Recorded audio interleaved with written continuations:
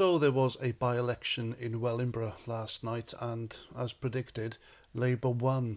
Now interestingly, they only gained 100 more votes than they did in the 2019 general election, which tells me nobody bothered to go out to vote.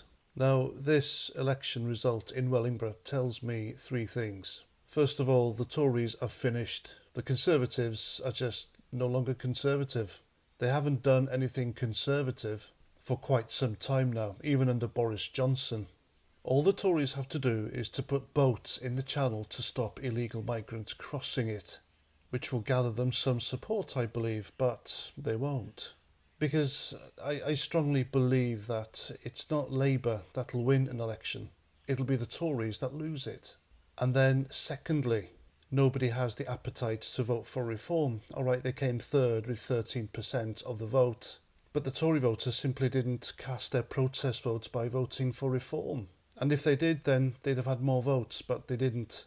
And I believe that's because they had the wrong guy in charge with Richard Tice. On top of everything else, driving to the Ukraine, supporting Zelensky, being an advocate for the jab, and then endorsing a guy who reported Katie Hopkins to the police for raising concerns about grooming gangs where it was his constituency.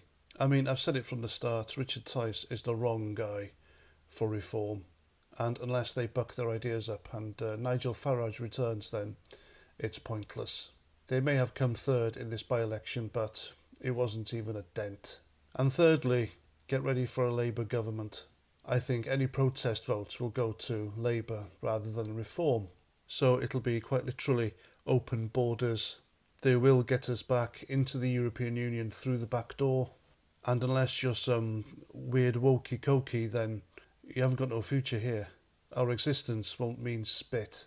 And all this because Rishi Sunak and the idiots in government simply aren't being conservative. So just before the general election and Keir Starmer and his Labour stooges take power, I'm going to dye my hair blue, choose some different pronouns, and angrily point to any union flags I see around town, demanding they be pulled down because they make me cry in order to fit in.